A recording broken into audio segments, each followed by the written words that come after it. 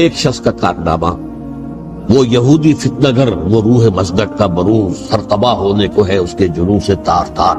اسی طرح وہ عبداللہ ابن سبا یہودی فتنہ گر۔ آج اہل تشیع میں سے بعض حضرات کہتے ہیں کہ یہ عبداللہ ابن سبا یہ تو افسانوی شخصیت، اس کی حقیقت کوئی تھی ہی نہیں، حالانکہ ان کی اپنی کتاب ہے رجال کشی کے اندر اس کا ذکر موجود ہے، اور یہ بھی موجود ہے کہ حضرت علی رضی اللہ تعالیٰ عنہ نے اپنے عہد خلافت میں اسے زندہ جلوایا ہے۔ اس کی وجہ کیا تھی؟ یہ آیا مدینے کے اندر اسلام کا لبادہ اوڑھ کر، اس نے چند عقیدوں کی اشاعت شروع کی۔ سب سے پہلے حضرت علی تو خدا ہیں، گاڈ انکارنیٹ، اوتار کا تصور، جیسے ہندوؤں میں ہے رام چندر جی خدا کا اوتار، اور عیسائیت میں بھی پہلے گاڈ انکارنیٹ کا تصور تھا کہ حضرت مسیح خدا کا اوتار، انکارنیشن آف گاڈ۔ تو اس نے کہا کہ حضرت علی تو خدا کا اوتار ہے، خدا ہے۔ نمبر 2، اس نے کہا کہ ہر نبی کا ایک وصی ہوتا ہے جس کے حق میں وہ وصیت کرتا ہے، تو حضور صلی اللہ علیہ وسلم کے وصی حضرت علی ہے، لہذا خلیفہ تو اول روز سے حضرت علی ہے، حضرت ابو بکر، حضرت عمر، حضرت عثمان یہ تو غاصب ہے، اور حضرت عثمان کی خلافت تھی اس وقت تو خاص طور پر۔ پھر اس نے جو قبائلی عصبیت تھی اسے بھڑکایا۔ پرانی جو عصبیت چل رہی تھی قریش کے اندر، وہ دو گھرانے ایک دوسرے کے مد مقابل تھے۔ دیکھیے، ایک ہوتا ہے قبیلہ، ایک ہوتا ہے گھرانہ۔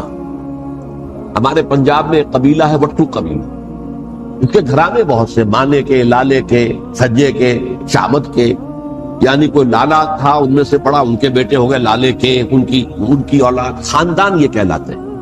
قبیلہ ہے یہ وٹو قبیلہ، تو قبیلہ تھا قریش، اس میں گھرانے بہت تھے، بنو ہاشم، بنو امیہ، بنو تیم، بنو عدی، یہ بہت سے گھرانے تھے۔ تو چوٹی کے دو گھرانے جو تھے وہ بنو ہاشم اور بنو امیہ، ان کے درمیان چپقلش تھی، مقابلہ، مسابقت، اور یہ مسابقت فی الخیر بھی ہوتی تھی۔ اگر انہوں نے غریبوں کو کھانے کھلائے ہیں تو ہم ان سے بڑھ کر کھلائیں گے، اگر وہ حاجیوں کی خدمت کرتے ہیں تو ہم ان سے بڑھ کر کریں گے۔ تو ان کے اندر یہ مسابقت فی الخیر بھی تھی، لیکن چپقلش تھی کہ کوئی ہم سے آگے نہ نکل جائے، وہ سمجھتا تھا وہ آگے نہ نکل۔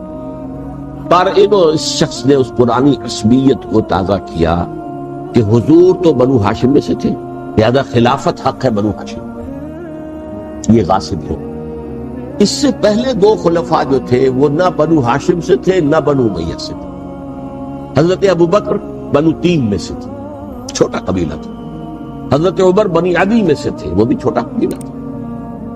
یہ حضرت عثمان پہلے خلیفہ جو بنو امیہ میں سے تھے، جن کی پرانی چپقلش بنو ہاشم سے تھی۔ اب اس کو موقع مل گیا کہ پرانی قبائلی عصبیت کو بھڑکائے۔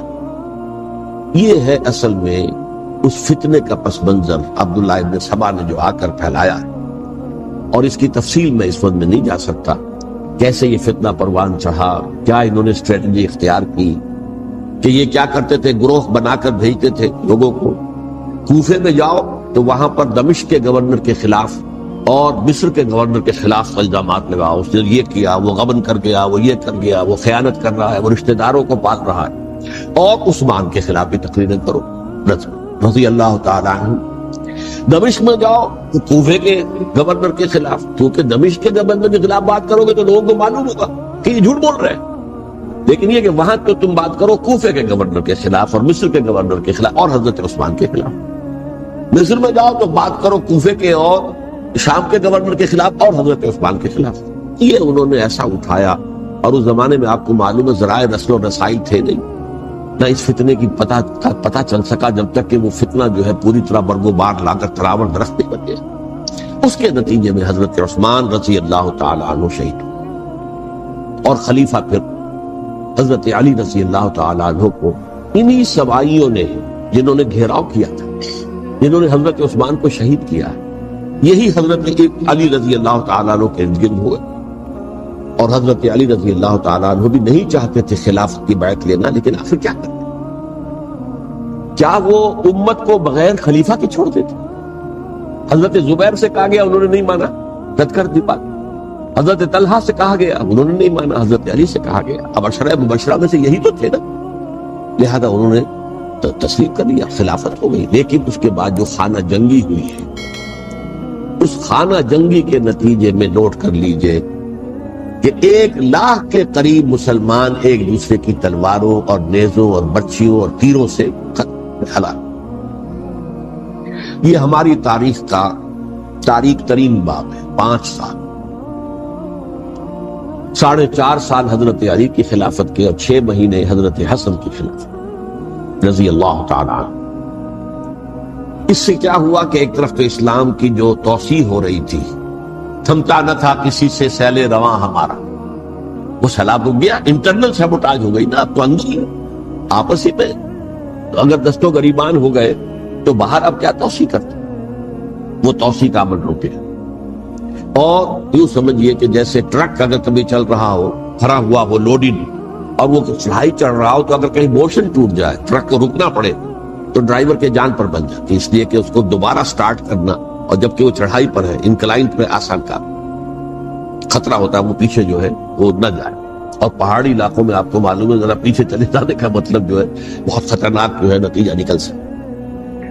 بہرحال حضرت علی رضی اللہ تعالیٰ عنہ نے اپنے خلافت میں ایک کام یہ کیا. اب اس کی کیا مصلحتیں تھیں یہ تو انہی کے علم میں ہوگا، ہم قیاس کر سکتے ہیں اور میں اس تک میں نہیں جانا چاہتا. ابھی تک خلافت کا مرکز تھا مدینہ منورہ، حضرت ابوبکر، حضرت عمر، حضرت عثمان، وہی جہاں حضور صلی اللہ علیہ وسلم رہے تھے اور جہاں پر کہ حضور مدفون تھے. لیکن حضرت علی نے اپنا مرکز جو ہے وہ کوفہ. اچھا، اس کی ایک ظاہری وجہ یہ سمجھ میں آتی ہے کہ اسلام کا جو پھیلاؤ ہو گیا تھا، وہ سلطنت اتنی وسیع ہو گئی تھی کہ مدینہ منورہ بہت جنوب میں اور بڑے صحرا کو عبور کر کے جانا ہوتا تھا.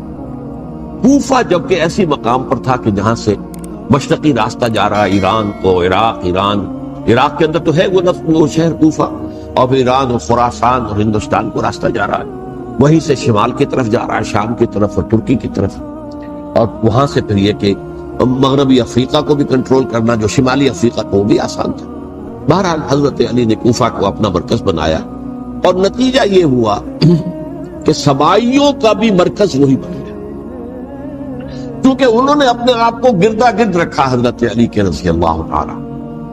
اب ظاہر بات ہے کسی پرٹیکولر پرسن کے خلاف تو کوئی مقدمہ موجود تھا نہیں، بلکہ جب جنگ جمل ہو رہی تھی، ابھی جنگ نہیں ہوئی تھی، حضرت عائشہ، حضرت طلحہ، حضرت زبیر وہ لے کر آئے تھے لشکر اس مطالبے کے لیے کہ حضرت عثمان کے قاتلوں کو سزا دی جائے. احساس لیا.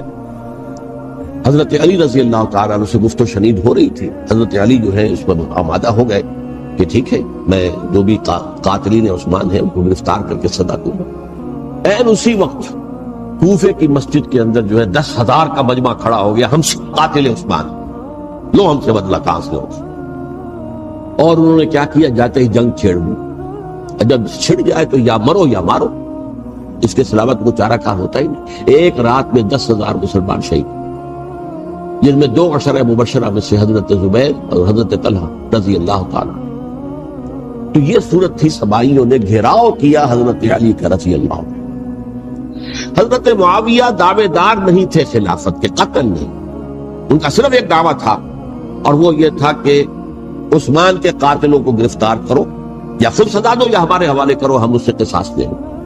اس لیے کہ قبیلہ بنو امیہ کا تھا اور حضرت ابی معاویہ بنو امیہ میں سے، تو ایک خاندانی طور پر جو ہے ہم قصاص لیں گے ان سے جنہوں نے قتل کیا ہے حضرت عثمان. لیکن یہاں ظاہر بات ہے کہ حضرت علی رضی اللہ تعالیٰ عنہ کی طرف سے مطالبہ یہ ہوتا تھا تم پہلے میری بیعت کرو، میرے ہاتھ مضبوط کرو تاکہ میں ان کے خلاف کوئی اقدام کر سکوں. لیکن انہیں یہ اندازہ تھا کہ اگر میں نے بیعت کی تو ظاہر بات ہے کہ حضرت علی تک پہنچنے سے پہلے مجھے گردن اڑا دیں گے، اس لیے کہ سبائی جو ہے وہ آپ کو گھیرے ہوتے. بہرحال ایک عجیب الجھاؤ، ایک ڈائلیما تھا جس کی وجہ سے یہ جنگ چلتی رہی. اور حضرت علی رضی اللہ تعالیٰ عنہ کو انہی کے شیعان علی ہی کے اندر سے وہ جماعت علیحدہ ہوئی تھی جس کو ہم خوارج کے نام سے جانتے ہیں، اور ایک خارجی ملجم ابن ملجم ہی نے حضرت علی کو شہید کیا رضی اللہ تعالیٰ. پھر حضرت حسن رضی اللہ تعالیٰ عنہ، اب دیکھیے کس قدر صحیح بات تھی جو حضرت علی رضی اللہ تعالیٰ عنہ نے فرمائی جب ان سے کہا گیا کہ کیا ہم آپ کے بیٹے حسن کے ہاتھ پر بیعت کر لیں رضی اللہ تعالیٰ عنہ. فرمایا نہ میں تمہیں اس کا حکم دیتا ہوں نہ میں اس سے روکتا ہوں، یہ تمہارا معاملہ ہے. امرہم شورا بینہم، تم اپنے باہمی مشورے سے جو فیصلہ کرو گے ٹھیک ہے. میں نہ حکم دیتا ہوں نہ روکتا ہوں. اس کا کیا مطلب ہے؟ باپ کے بعد بیٹے کی خلافت ہرگز حرام نہیں ہے، ورنہ کہتے کیسے ہو سکتا میرا بیٹا؟ نہیں، یہ نہیں کہا. حضرت عمر سے بھی کہا گیا تھا کہ اپنے بیٹے کو نامزد کر دیں، عبداللہ ابن عمر کو، تو انہوں نے جواب میں کیا کہا؟ اسے تو طلاق دینی بھی نہیں آتی. انہوں نے اپنی کسی زوجہ کو طلاق دی تھی اور اس میں جو صحیح ترین طریقہ ہے وہ اختیار نہیں کیا تھا. انہوں نے طلاق دینے تک نہیں آتی تو میں اسے خلیفہ بنا.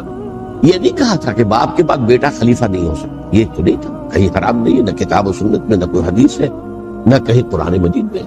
تو حضرت علی نے بھی فرمایا رضی اللہ تعالی، نہ میں روکتا ہوں نہ حکم دیتا ہوں، یہ تمہارا اپنا معاملہ ہے. بہرحال حضرت حسن رضی اللہ تعالی عنہ نے حضرت امیر معاویہ سے صلح کر لی، خلافت ان کے سپرد. دیکھیے، میں حضرت ابوبکر، حضرت عمر، حضرت عثمان، حضرت علی کے ساتھ حضرت حسن کے دور خلافت کو بھی خلافت راشدہ میں سے سمجھتا ہوں. اور تبھی 30 سال پورے ہوتے ہیں اس حدیث کے مطابق کہ حضور نے فرمایا خلافت 30 برس رہے گی، پھر ملوکیت آ گئی. تو حضرت حسن کا بہت بڑا کارنامہ یہ ہے کہ اس خانہ جنگی کا دروازہ بند، اور یہ پیشن گوئی تھی حضور کی صلی اللہ علیہ وسلم. حضرت حسن جو بچے تھے حضور کے انتقال سے پہلے، میرا یہ بیٹا مسلمانوں کے 2 گروہوں میں صلح کرائے، یہ حضور کی پیشن گوئی تھی. اور وہ پیشن گوئی حضرت حسن کے علم میں بھی ہوگی یقین. بہرحال انہوں نے صلح کی حضرت امیر معاویہ کے ساتھ رضی اللہ تعالی عنہ، خلافت ان کے حوالے کر دی، اور کچھ شرائط تھی طے ہو گئی. اللہ کا فیصلہ. حضور کی تو یہ پیشن گوئی جو ہے صحیح ثابت ہوئی کہ میرا یہ بیٹا مسلمانوں کے 2 بڑے گروہوں کے درمیان صلح کرا دے. اور سبائیوں نے انہیں تانے دیے، یا عار المومنین، اے مومنوں کے لیے موجب عار، موجب شرم، تم نے بزدلی دکھائی، تم نے امیر معاویہ کو خلیفہ تسلیم کر لیا، تم نے بزدلی دکھائی. معاذ اللہ ثم معاذ اللہ ثم معاذ. اب میں کچھ باتیں حضرت امیر معاویہ کے بارے میں کہنا چاہتا ہوں، اس لیے کہ وہاں اس میں نے حضرت معاویہ کے بارے میں یہ تو بہت حدمت کے ساتھ کہا تھا، اور میں اب بھی اس پر قائم ہوں اور پوری طریقے سے قائم ہوں. میرا مستقل موقف یہی ہے کہ حضرت معاویہ رضی اللہ تعالی عنہ کے دور خلافت کو ہم خلافت راشدہ میں شامل نہیں سمجھتے، اہل سنت میں سے کوئی بھی نہیں سمجھتا. لیکن اس کے ساتھ میں نے حضرت امیر معاویہ کے کچھ مناقب بھی بیان کیے تاکہ پلڑا جو ہے ترازو کا، اس کے دونوں پلڑے سامنے آئے. لیکن یہ وہ حصہ میرے اس بیان کا نکال دیا، ختم کر دیا گیا. یہ میں نہیں جانتا کہ اس میں کیا مصلحت دیکھی گئی ہے. اس میں تو کسی کے لیے کوئی معاملہ ایسا نہیں تھا، کسی کے جذبات کو جو ہے وہ ٹھیس پہنچانے والا. کیونکہ میں نے کہا وہ خلیفہ راشد نہیں تھے، صاف میں نے کہا، بلکہ وہ دور ملوکیت کا آغاز ان سے ہو گیا. بلکہ جب ایک صاحب نے یہ کہا کہ کربلا کے بعد سے دور ملوکیت آ رہی تھی، تو میں نے کہا نہیں جناب، دور ملوکیت تو 20 سال پہلے پوری ہو چکی تھی، شروع ہو چکی. حضرت امیر معاویہ کے بھی 20 سال میں وہ دور ملوکیت میں شمار.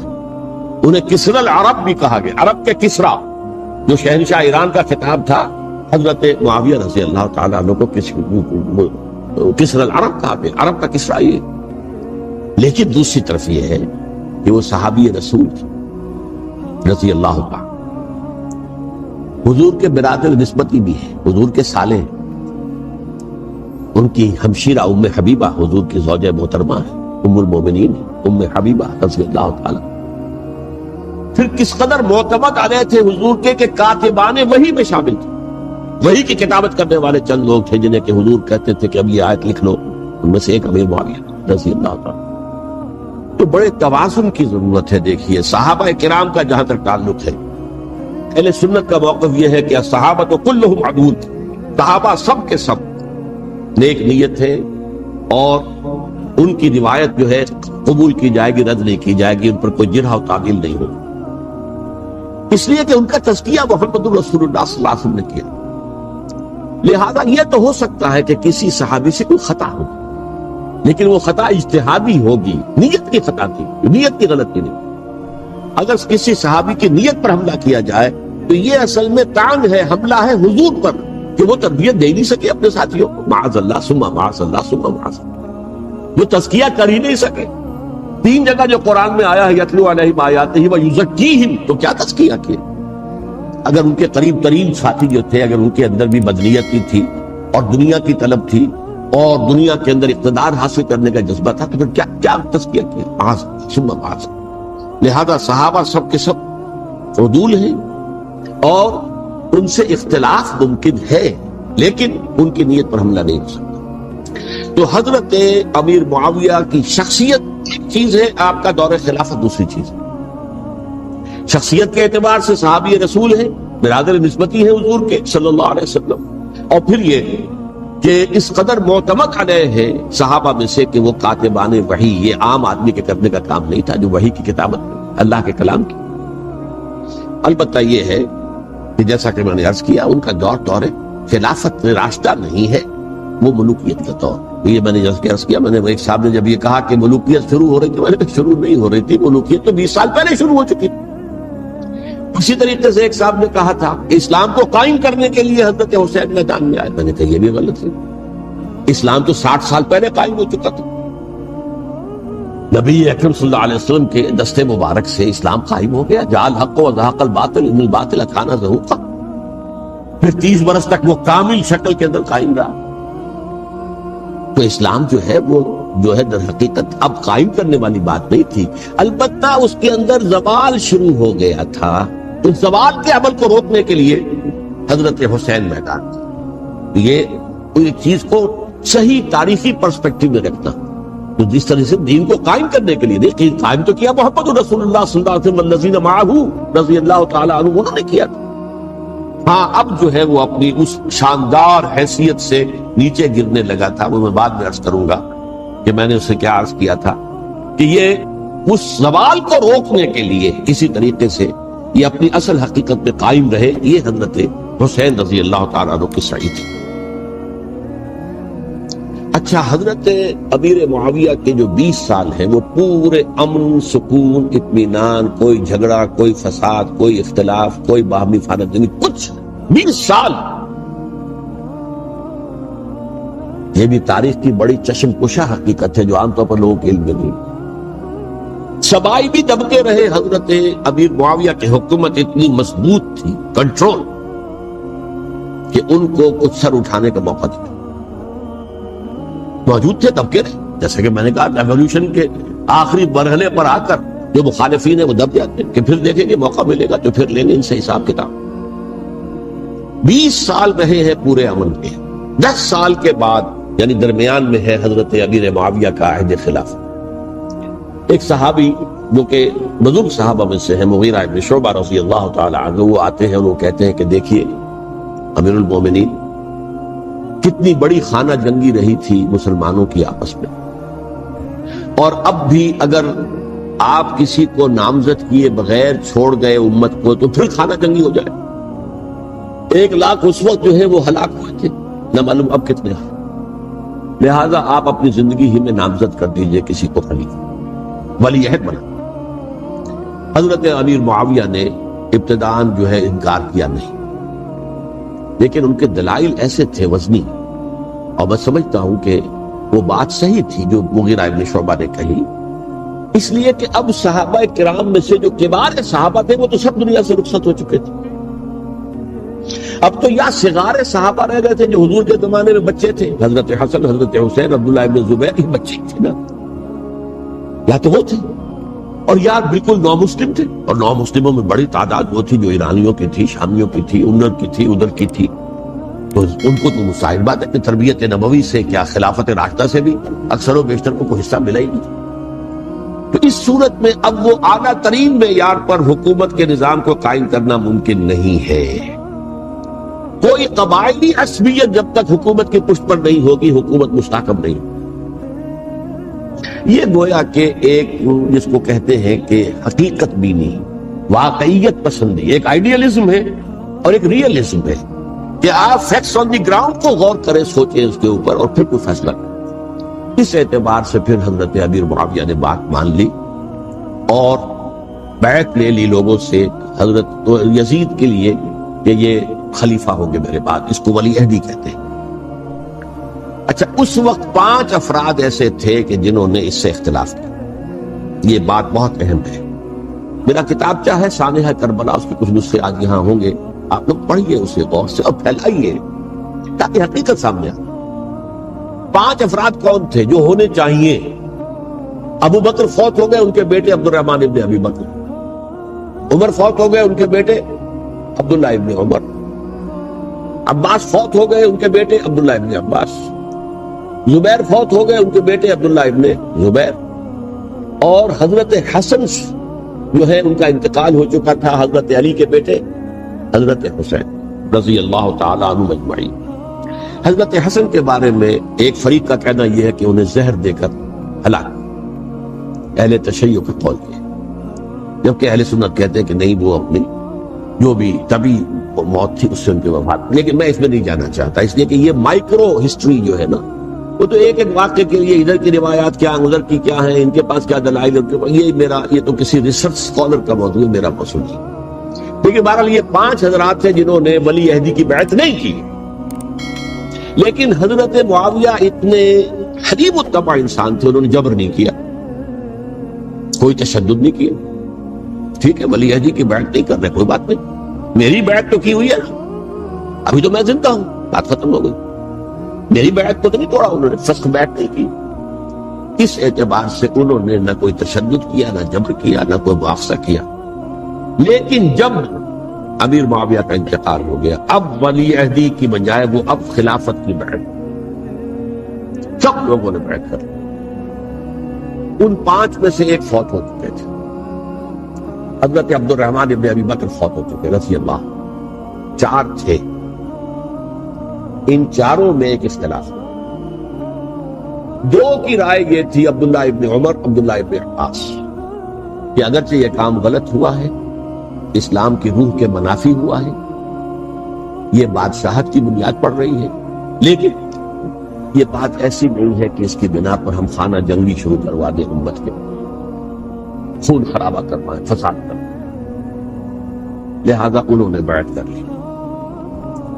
اب کوئی اگر یہ کہے معاذ اللہ کہ وہ بک گئے تھے یزید کے ہاتھ میں، معاذ اللہ ثم معاذ، وہی بات آپ اختلاف کر سکتے ہیں کہ انہیں نہیں کرنی چاہیے تھی، یہ کوئی رائے رکھے، مجھے اختلاف، لیکن ان کی نیت پر حملہ کریں گے تو حملہ محمد رسول اللہ پر ہوگا صلی اللہ علیہ وسلم۔ عبداللہ ابن عمر کون ہے؟ کتنی حدیثیں ان سے جو ہے وہ منقول ہیں۔ عبداللہ ابن عباس کون ہے؟ جنہیں حضور نے جو ہے جن کے لیے دعا کی تھی، اے اللہ فقہہ فی الدین وعلمہ التاویل، اے اللہ اس نوجوان کو دین کا فہم عطا کر اور قرآن کی تعویل اور تفسیر کا علم عطا کر، حبر الامہ کہلاتے ہیں۔ وہ کہیں پیسوں اور ٹکوں کے عوض بن جانے والے نہیں تھے، انہوں نے امت کی مصلحت دیکھی، نیت جو ہے اس پر حملہ نہ کیجیے، البتہ اختلاف کا حق آپ کو حاصل۔ 2 حضرات جو ہے ڈٹے رہے کہ نہیں، ہمیں کم وقت میں ریزسٹ کرنا ہے۔ عبداللہ ابن زبیر عمر کے اعتبار سے وہ بڑے ہیں، مسلمانوں میں سب سے پہلے ولادت مدینے میں جا کر جو ہوئی ہے وہ عبداللہ ابن زبیر کی ہوئی ہے۔ ہجرت کر کے جب مہاجرین وہاں پہنچے، کچھ عرصے تک کسی کے ہاں کوئی اولاد نہیں ہوئی، تو لوگوں نے تانے دینے شروع کر دیے کہ معلوم ہوتا ہے کہ یہاں آ کر یہ مکے کے رہنے والے جو ہے کمزور ہو گئے ہیں، ان کی اولاد ہی نہیں ہو رہی۔ پھر عبداللہ ابن زبیر کی ولادت ہوئی ہے، یہ حضرت ابو بکر کے نواسے، حضور کی زوجہ محترمہ حضرت عائشہ کی بہن، حضرت دیکھیے ابھی نام نکل گیا ہے جی، حضرت اسماء رضی اللہ تعالی عنہا عنہما، یہ ان کے ساتھ آتے ہیں، حضرت زبیر کے بیٹے۔ ان کا فیصلہ ہوا کہ ہمیں رجسٹ کرنا ہے کم وقت میں، ایٹ اینی کاسٹ۔ حضرت حسین ابن علی رضی اللہ تعالی عنہما کا بھی فیصلہ ہوا کہ ہمیں رجسٹ کرنا ہے کم وقت میں۔ البتہ ان میں بھی ایک اختلاف ہو گیا، یعنی یہ 2 تو جڑے رہے، ان 2 میں اختلاف۔ عبداللہ ابن زبیر کا کہنا یہ تھا کہ ہمیں حجاز میں رہنا چاہیے، یہ سرزمین ہے جس میں نبوت کی برکات سب سے زیادہ ہے، یہاں ہم مضبوط قلعے کے اندر ہیں، ہمیں یہاں سے جو ہے رجسٹ کرنا چاہیے اور ختم کرنا چاہیے اس نظام کے اندر جو خرابی آ گئی ہے۔ حسین رضی اللہ تعالیٰ عنہ کے پاس خطوط کا تانتا بنا ہوا تھا، کوفے سے لوگ خط لکھ رہے تھے، آئیے آئیے آئیے، ہم آپ کے ہاتھ پر بیعت کریں گے، ہم آپ کے ہاتھ پر بیعت کریں گے، ہم آپ کے ہاتھ پر بیعت کریں گے۔ یہی وہ کوفہ جو حضرت علی کا دارالخلافہ رہا تھا اور جو پھر سبائیت کا گڑھ بن گیا۔ چنانچہ حضرت حسین نے حضرت مسلم بن عقیل کو بھیجا وہاں پر کہ میرے نمائندے کی حیثیت سے جا کر وہاں پر بیعت لو۔ 10-12 ہزار افراد نے بیعت کر لی، لیکن اس کے بعد یزید کی طرف سے گورنر بنا کے بھیجا گیا ابن زیاد کو ابن زیاد نے آ کر جو تشدد کیا اور سختی کی تو سب کے سب بیعت توڑ کر اور سب منحرف ہو گئے۔ مخلصین تو وہ تھے نہیں، الکوفی لایوفی، کوفی جو ہے وہ تو کوئی وعدہ وفا کرنے والا ہوتا ہی نہیں، بیعت توڑ دی۔ فمن نقص فانما ينقص على نفسه، بیعت کے بعد بیعت توڑ دینا بہت بڑا گناہ، توڑ دینا۔ ادھر اطلاع مل گئی حضرت حسین کو، چل چکے تھے وہ، راستے میں تھے کہ وہاں تو مسلم بن عقیل شہید ہو گئے اور سب لوگوں نے بیعت توڑ دی۔ اب واپس جانا چاہتے تھے لیکن مسلم بن عقیل کے بیٹے جو ہے اڑ گئے۔ یہ عرب کی اپنی ایک جو ہے پرانی ان کی حمیت اور ان کا قبائلی نظام کہ اب ہم اپنے والد کے خون کا قصاص لیے بغیر نہیں جائیں۔ حضرت حسین رضی اللہ تعالیٰ عنہ کی مروت اور شرافت، یہ میرا ساتھ دینے کے لیے آئے تھے، اب میں ان کا ساتھ نہ دوں تو یہ تو شرافت اور مروت کے خلاف۔ اچھا چلو چلتے۔ وہاں جا کر بھی عین اپنے میدان کے اندر بھی حضرت حسین رضی اللہ تعالیٰ عنہ نے 3 چیزیں پیش کی ان کوفیوں کے لشکر کے خلاف۔ سب سے بڑا لشکر کے اندر سب سے بڑے تو کوفی تھے جنہوں نے بیعتیں کی ہوئی تھی حضرت حسین کے ساتھ۔ دیکھو مجھے جانے دو واپس حجاز کی طرف، یا مجھے سرحدوں پر بھیج دو تاکہ میں کافروں کے ساتھ جنگ کرتے ہوئے اپنی جان دے دوں، یا مجھے یزید کے پاس جانے دو، میں اپنا معاملہ اس سے طے کر لوں۔ لیکن کوفیوں کو یہ گوارا نہیں تھا۔ اگر یہ یزید کے پاس پہنچ گئے تو ہمارا کچا چٹھا بیان کر دیں گے کہ مجھے تو ان لوگوں نے برگلا کر بلایا تھا۔ اس لیے کہ دیکھیے حضرت امیر معاویہ کے 20 سالوں کے دوران میں بتا چکا ہوں، ان کی حکومت اتنی مستحکم تھی کہ اس کے خلاف کوئی فتنہ اٹھانا ممکن نہیں تھا۔ اب کیونکہ چینج اوور ہوا تھا، اور چینج اوور میں آپ کو معلوم ہوتا ہے کہ ایک جس کو کہتے ہیں every thing is in the melting پاٹ، ابھی تو یہ درمیان کے اندر معاملہ ہے، تو انہیں موقع ملا، سر اٹھایا حضرت حسین رضی اللہ تعالیٰ عنہ کو، جو خطوط لکھے جس کے کہ تھیلے کے تھیلے اور بوریوں کی بوریاں بھری ہوئی حضرت حسین کے ساتھ تھی، وہ کہا کہ آئیے ہم آپ سے بیعت کریں، انہوں نے نہیں مانا۔ اور اصل میں حضرت حسین کے قاتل وہ کوفی ہیں، وہ مسلم، وہ منافق، جنہوں نے بیعت کر کے بیعت توڑی، اور اب وہ آ گئے کہ اگر یہ حسین رضی اللہ تعالیٰ عنہ بچ کر کہیں یزید کے پاس پہنچ گئے تو پھر ہمارا کچا چٹھا جو ہے وہ سامنے آ جائے گا اور ہماری پھر شامت، لہذا انہوں نے قتل کیا حضرت حسین کو رضی اللہ۔ ایک بات جو علامہ ڈاکٹر قلب صادق نے فرمائی، اور میرے علم میں یہ بات پہلے نہیں تھی، وہ یہ کہ حضرت حسین کے قتل کا فتویٰ ایک بہت بڑے مفتی نے دیا تھا۔ یہ بات بھی ذرا سمجھ لیجیے، حضرت حسین رضی اللہ تعالیٰ عنہ کے قتل کا فتویٰ ایک بہت بڑے مفتی نے دیا تھا۔ کیوں دیا تھا؟ اس لیے کہ حضور کی احادیث موجود ہیں کہ جب ایک شخص کی ایک خلیفہ کی بیعت ہو جائے تو دوسرا اگر کھڑا ہو تو اسے قتل کر، کھلی حدیث۔ اسی لیے ایک بہت بڑے مفسر بھی ہیں، فقیہ بھی ہیں، قاضی ابن العربی رحمۃ اللہ علیہ، ایک ابن عربی ہیں الف لام کے بغیر، ابن عربی، وہ بہت بڑے صوفی ہیں، فلسفی ہیں، اندلس کے ہیں۔ یہ قاضی ابن العربی ہیں جنہوں نے قرآن کی ایک تفسیر لکھی ہے اس اعتبار سے کہ صرف ان آیات کی تفسیر جن سے کہ فقہی احکام جو ہے ان کا استنباط ہے۔ یہ 2 تفسیریں اس طور سے لکھی گئی ہیں قرآن مجید کی، احکام القرآن ان کا نام ہے دونوں کا، ان میں سے ایک جو ہے قاضی ابن العربی کی ہے۔ ان کا ایک جملہ نقل ہوتا ہے، قتل الحسین بسیف جدہ، حسین قتل ہو گئے اپنے ہی نانا کی تلوار سے۔ وہ تلوار کیا تھی؟ جب کسی کی بیعت ہو چکی ہو پھر کوئی کھڑا ہو مدعی خلافت، میرے نزدیک حضرت حسین مدعی خلافت نہیں تھے، یہ بات اس وقت سامنے لوگوں کے نہیں آئی، بلکہ حکومت نے یہ باور کرا دیا کہ یہ تو باغی ہے، یہ مدعی ہے خلافت کے، انہوں نے تو دعویٰ نہیں کیا خلافت، وہ تو صرف اس عمل کو روکنے کے لیے میدان میں آئے تھے۔ اور اس بات کو اچھی طرح سمجھ لیجئے کہ اس وقت تک یہ جو تصور آج ہمارے پاس ہے کہ ریاست علیحدہ ہے، حکومت علیحدہ ہے، state of Pakistan, we are loyal to the state of Pakistan, ہم ریاست پاکستان کے وفادار ہیں، گورنمنٹ آف پاکستان کے وفادار نہیں ہیں، we are not loyal to the government. Government تو کبھی بے نظیر کی تھی، ہم اس کے خلاف تحریک چلا رہے تھے، یا کبھی کسی اور کی تھی اس کے خلاف تحریک چل رہی ہے، یا کبھی ضیاء الحق کی تھی اس کے خلاف تحریک چل رہی ہے۔ گورنمنٹ کو بدلنا تو عوام کا حق ہے، آج اس وقت نہیں تھا، اس وقت ریاست اور حکومت کا کوئی فرق نہیں تھا، لہذا جو حکومت سے اختلاف کرے گویا کہ باغی ہے۔ یہ ہے اصل میں وہ پیچیدہ مسئلہ کہ کیوں کسی مفتی نے فتویٰ دے دیا، اس لیے کہ اس وقت تک ریاست اور حکومت کا فرق واضح نہیں تھا دنیا پر۔ یہ تو ابھی تو 100-150 سال کی بات ہے کہ آج ہمارا جو پولیٹیکل سائنس کا ایولیوشن ہوا ہے وہ اسٹیج تک پہنچ گیا ہے کہ اسٹیٹ علیحدہ ہے، حکومت علیحدہ۔ حکومت تو اسٹیٹ کے 3 آرگنز میں سے ایک آرگن ہے، ایڈمنسٹریشن حکومت کی ہے، جوڈیشری ہے اور لیجسلیچر ہے، 3 آرگنز ہیں بڑے بڑے، ان میں سے ایک ہے۔ تو حکومت کو بدلنا تو عوام کا حق ہے، چاہے وہ ووٹ کے ذریعے بدلے چاہے ایجیٹیشن، اگر پورا من ایجیٹیشن ہے اس سے حکومت کو بدلنے کا حق حاصل ہے دستوری طور پر ہر اعتبار سے۔ اس وقت یہ نہیں تھا، لہذا صورتحال یہ بن گئی کہ حکومت وقت نے باور کرا دیا مسلمانوں کو، ورنہ سوچئے نواسۂ رسول کو قتل کرنا کوئی آسان کام۔ آخر سب کلمہ گو تھے کہ نہیں تھے؟ کلمہ گو تو تھے نا، اور حضور سے عقیدت و محبت میں کمی، لیکن یہ کہ فتویٰ اگر ایک بہت بڑے مفتی کا، جو کہ حضرت علامہ ڈاکٹر قلب صادق صاحب نے فرمایا، مجھے اس مفتی کا نام بھی معلوم نہیں، کہ ایک مفتی کا فتویٰ تھا جس کے بنا پر اب ان لوگوں نے حضرت حسین کو قتل کیا، اور یہی وجہ ہے کہ انہوں نے پھر خیموں کو بھی آگ لگائی۔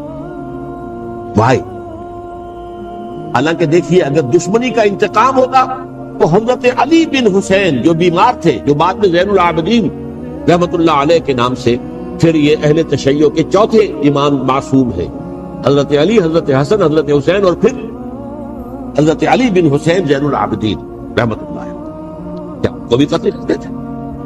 حضرت حسین کی نسل ہی ختم ہو جاتی، لیکن نہیں کیا۔ آگ کیوں لگائی؟ آگ اس لیے لگائی کہ وہ جو ڈاکومنٹری پروف ہے ہماری غداری کا یزید کے خلاف حضرت حسین کو جو ہم نے دعوت دی، وہ جو ڈاکومنٹری پروف خطوط کی شکل میں موجود ہے وہ ختم ہو جائے، ڈسٹرائے۔ اس کے لیے انہوں نے خیموں میں آگ۔ بہرحال یہ ہے تاریخی پس منظر، یہ اسی سبائی فتنے کا تسلسل ہے جس نے سب سے پہلے حضرت عثمان کی جان لی رضی اللہ تعالیٰ۔ 5 سال تک مسلمانوں میں خانہ جنگی رکھی، حضرت علی کو پھر شہید کیا، اور اس کے بعد جو ہے 20 سال حضرت امیر معاویہ کے تو سر نہیں اٹھا سکے، لیکن پھر جب ایک چینج اوور ہو رہا تھا تو اس وقت انہوں نے موقع غنیمت سمجھا کہ اب کھڑے ہو جاؤ اور اب دوبارہ ایک فتنہ جو ہے اس کو ان کی امت کے اندر پیدا کر دو۔ اچھا، اس معاملے میں ایک بات جو میں نے وہاں کہی کہ ہمارے ہاں شاعرانہ جو مبالغہ آمیزی ہے، یہ میری گفتگو کا حصہ انہوں نے حذف کر دیا، اور میں نے ایک سنی شاعر بہت بڑے عالم جن کے حوالے سے آج بھی میری تقریب ہوگی خالق جناح ہال میں، مولانا محمد علی جوہر کے ایک شعر کے حوالے سے کہا کہ قتل حسین اصل میں مرگ یزید ہے، اسلام زندہ ہوتا ہے ہر کربلا کے بعد۔ میں نے کہا بالکل محمل شعر ہے، اسلام مرا ہی نہیں تھا، زندہ ہونے کا کیا سوال؟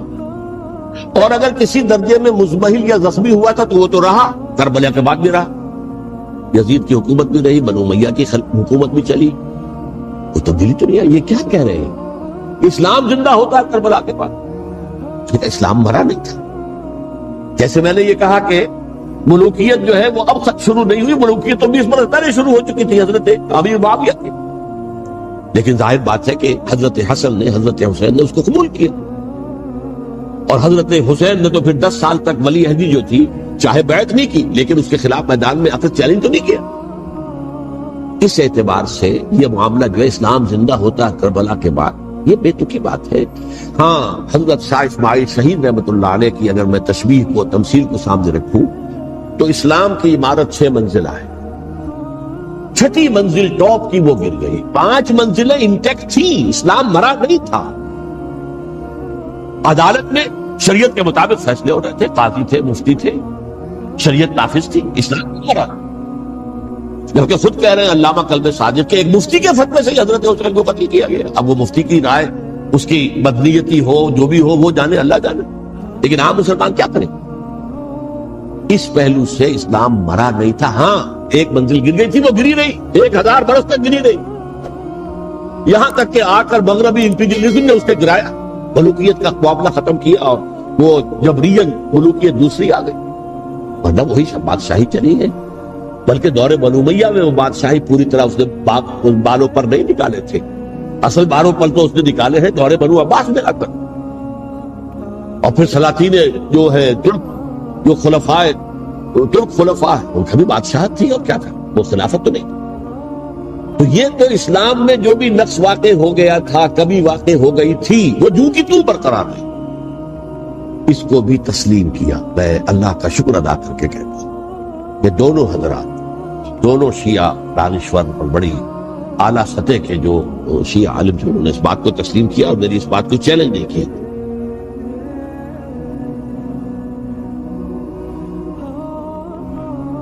اصل میں تیسری بات میں نے یہ کہی کہ دیکھیے حضرت حسین رضی اللہ تعالی عنہ کی اس شہادت کے بعد، اس کے بعد واقعہ حرہ بھی ہوا، جو واقعہ کربلا سے بھی بعض اعتبارات سے زیادہ بھیانک اور زیادہ گھناؤنا واقعہ بنو امیہ کی تاریخ ہے، جس کو لوگ جانتے ہی نہیں. مدینہ کے کچھ لوگوں نے بغاوت کی اور انہوں نے اس کے خلاف فوج بھیجی، اور فوج کو جو مدینہ فتح کر لیا، 3 دن کے لیے حلال کر دیا، جو چاہو کرو، یہاں جسے چاہو مارو، جسے چاہو لوٹو، جس کا گھر چاہو برباد کرو، جس عورت کو چاہو ریپ کرو. اور یہ مدینہ النبی کے اندر بھی جو کاٹ کھانے والی ملوکیت کے اندر بہت سے واقعات. عبداللہ ابن زبیر کھڑے ہوئے، انہوں نے حکومت قائم کی تھی، لیکن یہ کہ وہ تو 6 سال کے لیے کامیاب بھی رہے، ایک حکومت قائم کی، بنو امیہ کے ہاتھ پر بیٹھ نہیں کی، بالآخر ان کی حکومت بھی ختم ہوئی. پھر حضرت زید کھڑے ہوئے، انہوں نے بغاوت کی، وہ بھی ناکام رہے. پھر بنو عباس میں کھڑے ہوئے حضرت نفس زکیہ، حضرت حسن رضی اللہ تعالیٰ عنہ کی اولاد میں سے، وہ بھی ناکام ہوئے، شہید ہو گئے. پھر یہ سمجھ لیا گیا کہ اب یہ جہاں تک 6ٹھی منزل ہے وہ تو دوبارہ تعمیر نہیں ہو سکتی. یہ تو جس کی لاٹھی اس کی بھینس، جس کے پاس طاقت ہوگی اس کی حکومت ہوگی، جس کا قبیلہ زیادہ قوی ہوگا، جس قبیلے میں زیادہ عصبیت ہوگی، مضبوط ہوگا، متحد ہوگا، طاقتور ہوگا، اسی کی حکومت ہوگی. البتہ اس کے نیچے لوگوں کے اخلاق کی اصلاح کرو. صوفیاء کرام نے وہ کام اپنے ذمہ لیا، اور بالکل وہی کام ہے کہ جو ائمہ اہل بیت کرتے رہے. حضرت حسن کی اولاد میں پھر حضرت علی بن حسین رضی اللہ تعالی، حضرت حسین کی اولاد، پھر امام محمد باقر، امام محمد جعفر صادق، اور اس کے بعد بھی 5 اور. کسی نے بغاوت کی.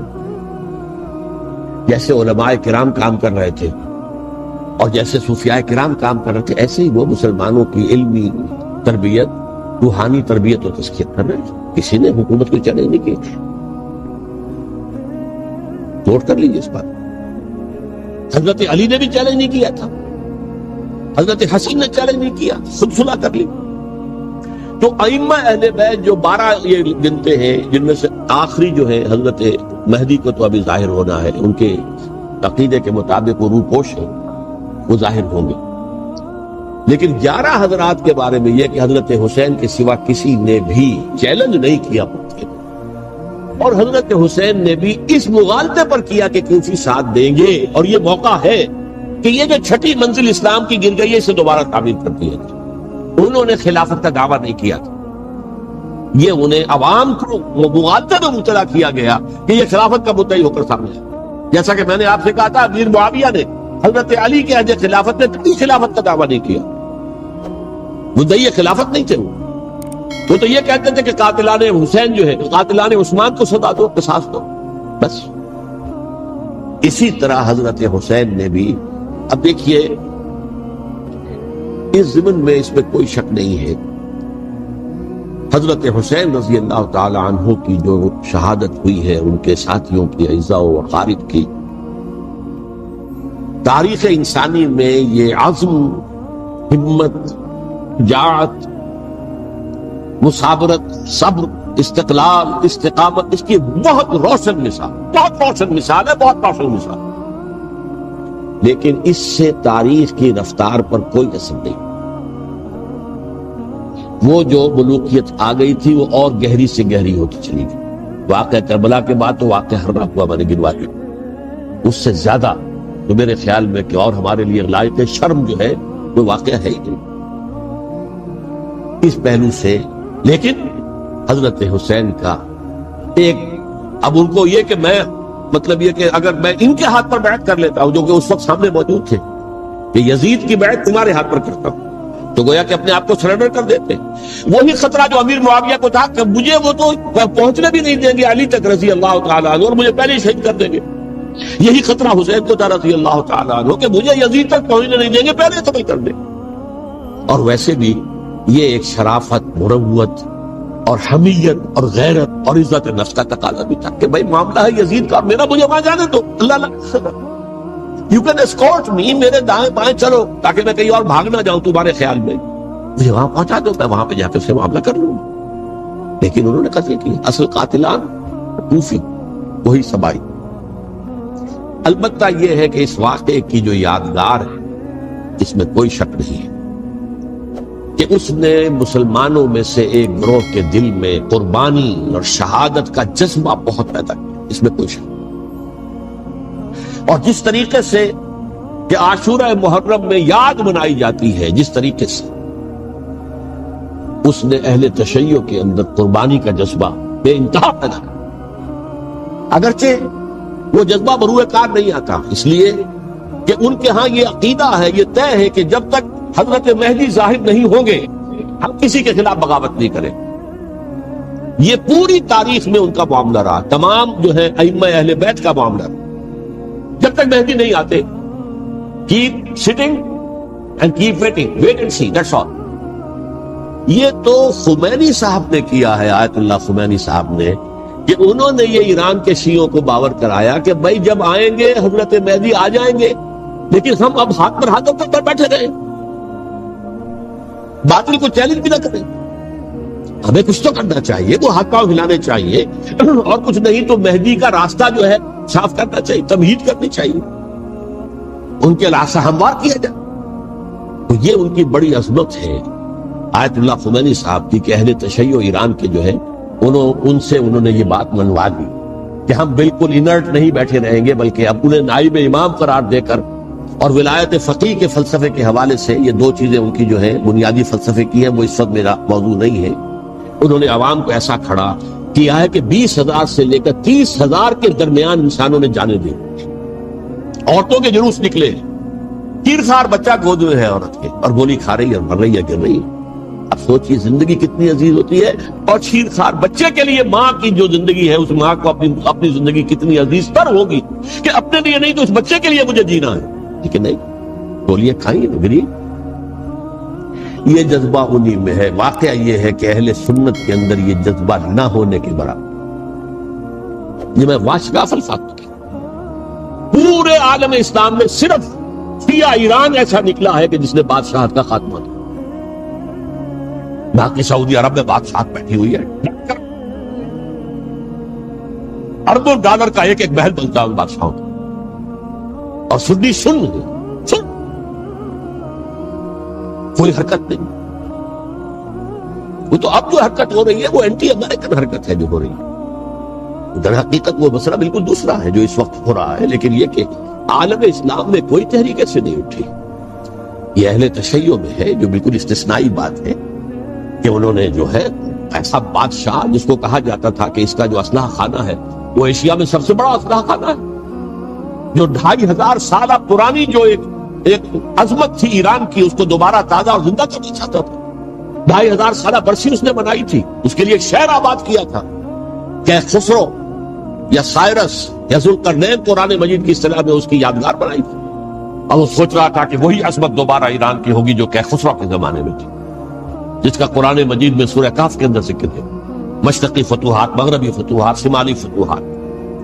تو وہ بادشاہ ہے، اس کو بھاگنا پڑا قربانی کی وجہ سے۔ تو یہ جو ہے واقعہ کربلا نے، اس میں کوئی شک نہیں ہے کہ ایک ایسی مشعل روشن کی ہے جس کو کہ ہر شخص کو دیکھنا چاہیے۔ یہ بھی انسان، جیسے کہ اقبال نے ایک شعر کہا تھا غالب کے لیے، فکر انسان پر تیری ہستی سے یہ روشن ہوا ہے، پرے مرغ تخیل کی رسائی تاک ہو جا۔ تو فکر انسان پر حضرت حسین کی قربانی سے یہ واضح ہوا ہے کہ انسان کس حد تک جا سکتا ہے قربانی دینے کے لیے اپنے کسی مقصد کے لیے۔ مقصد ان کا جو تھا، میں نے اسی لیے آیت پڑھی تھی، معاذ اللہ ثم معاذ اللہ۔ میں ایک آخری بات جو کہہ رہا ہوں وہ نوٹ کر لیجئے، ایک خاص انتہائی نقطۂ نظر کے عام کیے جانے کی وجہ سے سنیوں میں بھی ایک انتہائی رد عمل پیدا ہوا ہے، ایکسٹریم رائٹسٹ سنی سے۔ اگر ایک طرف سے حملہ کیا گیا ہے حضرت عثمان کی نیت پر، ان کو خیانت کا الزام لگایا گیا، ان پر اقربا پروری کا الزام لگایا گیا، حضرت ابو موسیٰ شریف پر خیانت اور غداری کا الزام لگایا گیا، یہ ساری چیزیں اگر صحابہ کرام کے اوپر ہوئی، امیر معاویہ پر، امیر اور عمرو بن العاص پر، تو جواب میں کچھ لوگ کھڑے ہو گئے، حضرت علی وہ اقتدار کے طالب تھے، معاذ اللہ ثم معاذ اللہ ثم معاذ۔ یہ اہل سنت کا موقف ہے۔ حضرت حسین اقتدار کے طالب تھے، ہرگز نہیں، ہرگز نہیں، ہرگز۔ وہی اصول جو میں نے بتایا تھا سب کے لیے لاگو رہے، وہ امیر معاویہ کے لیے ہے تو حضرت علی کے لیے بھی، حضرت حسین کے لیے بھی ہے۔ یہ نیک نیت ہے، ان کی کسی رائے سے اختلاف کر سکتے ہیں لیکن ان کی نیت پر حملہ نہیں کریں گے۔ نیت پر حملہ کریں گے آپ کا ایمان بالرسالت جو ہے وہ مجروح ہو جائے گا۔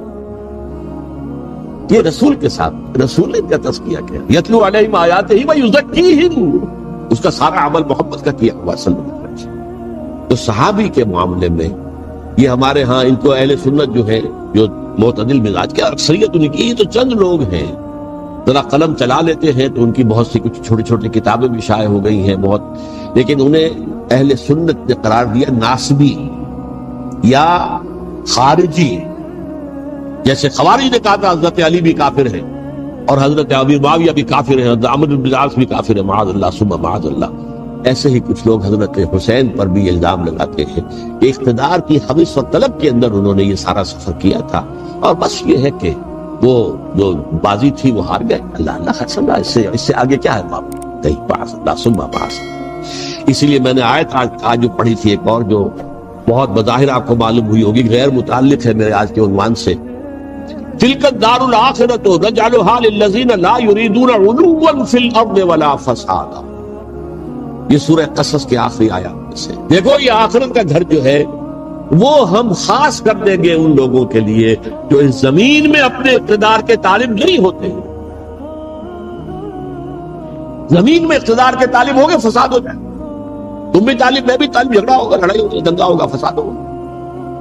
تلک الدار الآخرۃ نجعلھا للذین لا یریدون علوا فی الارض ولا فسادا، جو لوگ زمین میں اپنے اقتدار کے طالب اور اس کے نتیجے میں فساد پیدا کرنے والے نہیں ہیں، ان کے لیے ہم نے آخرت کا گھر خاص کیا۔ والعاقبۃ للمتقین، اور عاقبت جو ہے، انجام کار، آخرت جو ہے وہ تو متقیوں کے لیے ہے۔ اسی میں آئیں گے سب صحابہ کرام، خواہ وہ حضرت علی ہے رضی اللہ تعالیٰ عنہ، اور خواہ وہ حضرت امیر معاویہ ہیں، حضرت عثمان ہیں رضی اللہ تعالیٰ عنہ، خواہ حضرت حسن ہیں، حضرت حسین ہیں رضی اللہ تعالیٰ عنہ، خواہ عبداللہ ابن زبیر ہے، خواہ عبداللہ ابن عباس ہے، خواہ عبداللہ ابن عمر رضی اللہ تعالیٰ عنہ اجمعین۔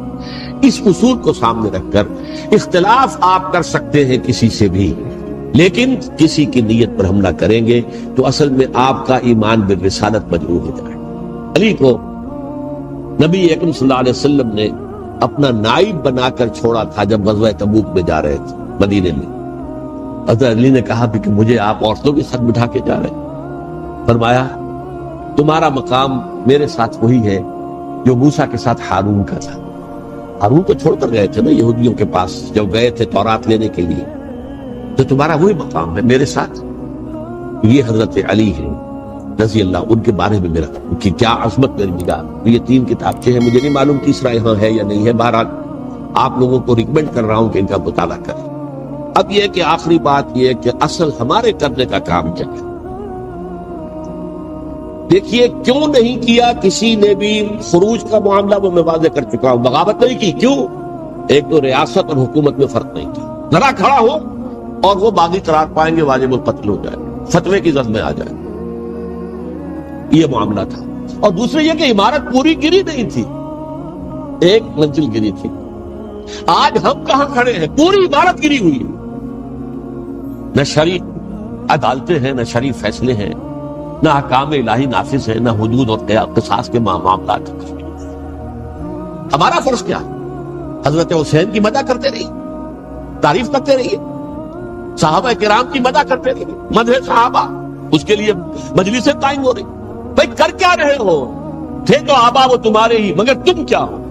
ہاتھ پر ہاتھ دھرے منتظر فردا. تلک امت قد خلت لہا ما کسبت ولکم ما کسبتم. وہ تو ایک امت تھی جو چلی گئی، اللہ کے ہاں پہنچ گئے. جو کچھ انہوں نے کمایا وہ ان کے لیے، تمہارے لیے نہیں ہے. تمہارے لیے وہ ہوگا جو تم کماؤ. ہمارے لیے راستہ اب یہی ہے کہ خلافت راشدہ کے مکمل نظام کو اثر نو قائم کرنے کے لیے منہج انقلاب نبوی کو اختیار کریں. میری کتاب اس پر، کیسٹس اس پر، آڈیو کیسٹ، ویڈیو کیسٹ، سی ڈیز، نہ معلوم ڈی وی ڈی، سب کچھ موجود. سیرت النبی پر تو میں عرض کر چکا ہوں. فلسفہ سیرت النبی سمجھنا ہے تو میری کتاب پڑھیے، ورنہ سیرت النبی آپ پڑھ لیں گے، واقعات معلوم ہو جائیں گے. فلسفہ سیرت سامنے اس کا آپ مطالعہ کریں گے میری کتاب سے. اور دوسرے یہ کہ یہ خلافت قائم کرنے کے لیے جو جد و جہد ہم کر رہے ہیں، تحریک خلافت پاکستان، جس کا میں داعی ادنا سا، وہ تنظیم نہیں ہے، میں اس کا امیر نہیں ہوں، وہ ایک تحریک ہے. جیسے تحریک پاکستان کہلاتی تھی، جس کی تنظیم تھی مسلم لیگ، پارٹی کا نام مسلم لیگ تھا، لیکن تحریک پاکستان. اس طرح تحریک خلافت پاکستان وہ ہم نے چلائی ہے تنظیم اسلامی کے تحت. یہ خلافت جب پہلی چلی تھی آج سے 84 سال قبل، نومبر 1921 میں خالد جینا ہال میں وہ مقدمہ چلا تھا. اگر آپ کو ہماری ویڈیو اچھی لگی ہو تو ہمارے چینل کو سبسکرائب ضرور کریں. ڈاکٹر اسرار احمد رحمت اللہ علیہ کی وفات کے لیے سورہ فاتحہ پڑھ کر کامنٹ میں آمین لکھیں. شکریہ.